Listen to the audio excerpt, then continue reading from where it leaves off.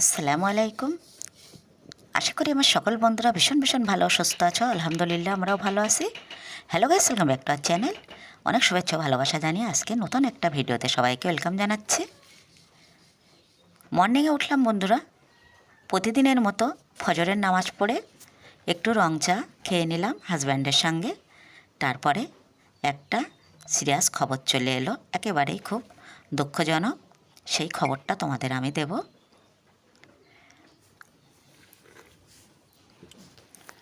খবরটা শুনেছিলাম কালকে রাত্রেবেলা।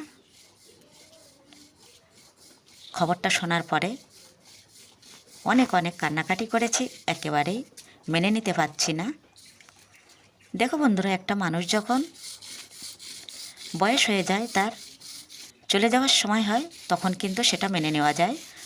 আর একেবারেই কম বয়সে অল্প দিনে যদি কেউ আমাদের কাছ থেকে বিদায় নিতে চায়, আল্লাহর কাছে চলে যেতে চায়, সেটা কিন্তু একেবারেই মেনে নিতে পারে না। ওপর আল্লাহ যেটা করবে সেটাই তো আমাদের মেনে নিতে হবে। সেরকমই একটা ঘটনা আজকে আমি তোমাদের সঙ্গে শেয়ার করছি। প্রথমে বলে রাখি বন্ধুরা, আমার তো মা নেই।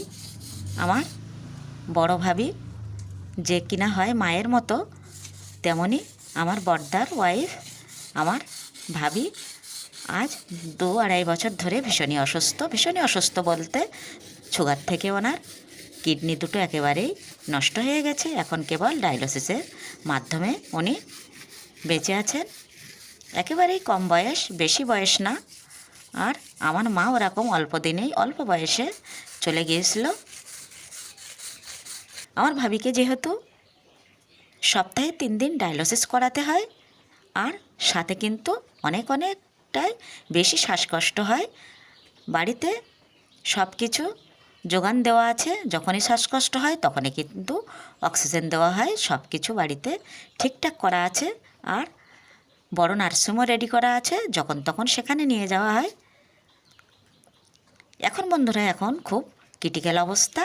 সেই মতো খবরটা রাত্রে পাওয়ার পরে রাত্রে বার হচ্ছিলাম, কিন্তু সবাই বলল এখন আর যেয়ে লাভ নেই, সকালেই যাবে। সেজন্য সকালে আশিপাশি কাজ কিছুটা করে আমরা কলকাতার উদ্দেশ্যে রওনা দিলাম।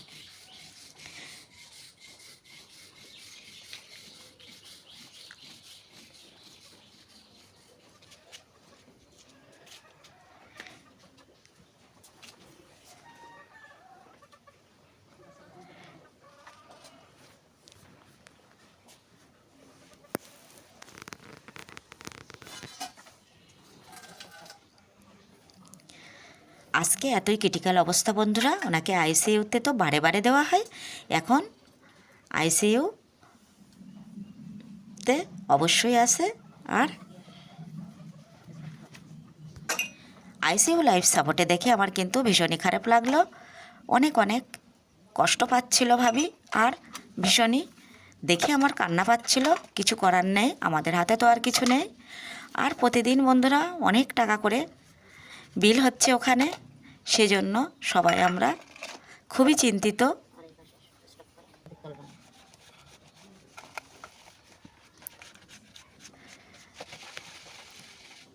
তোমাদের কাছে আমি এটা এজন্যই শেয়ার করলাম, তোমরা একটু আমার ভাবির জন্য বেশি বেশি করে দোয়া ও প্রে করো, যেন উনি তাড়াতাড়ি সুস্থ হয়ে যায়। জানি না সুস্থ হবে কি না, তবুও দোয়া তো আমাদের করতেই হবে, তাছাড়া তো আমাদের কিছু করার নেই। উপরওয়ালা নসিবে যেটা রেখেছে সেটাই হবে। এখনকার দিনে আমরা কিন্তু সবাই অনেক সুখী, কিন্তু শান্তি বলে আমাদের কিছু নেই এখনকার। প্রতিটা পরিবারে, প্রতিটা ফ্যামিলিতে কিন্তু কোনো না কোনো কঠিন রোগে সবাই আক্রান্ত। আর সেজন্য কিন্তু শান্তি বলতে আমাদের আর কিছু নেই। আর এখনকার মানুষের তো একেবারেই মৃত্যু যখন তখন, সবসময় যেন আমরা মৃত্যুর জন্য রেডি থাকি। এখন তো আর একেবারে বয়স লাগছে না। আগে আমরা ভাবতাম কবে বয়স হবে, বুড়ো হয়ে যাবে, তখনই মানুষ মারা যাবে। কিন্তু এখন হঠাৎই মানুষ কিন্তু কোনো না কোনো রোগে আক্রান্ত হয়ে কষ্ট পাচ্ছে, নয়তো স্ট্রোক, ব্রেন স্ট্রোক হয়ে সাথেই কিন্তু মৃত্যু হয়ে যাচ্ছে।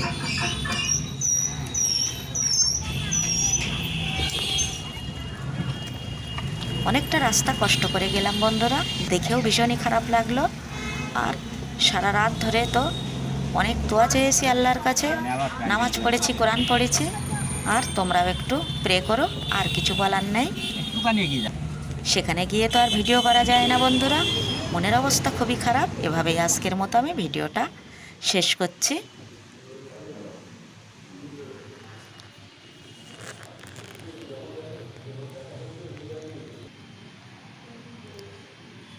তাহলে বন্ধুরা নেক্সট ভিডিওতে দেখা হচ্ছে, জানি না কি খবর হয়, অবশ্যই তোমরা জানতে পারবে। আল্লাহ হাফেজ।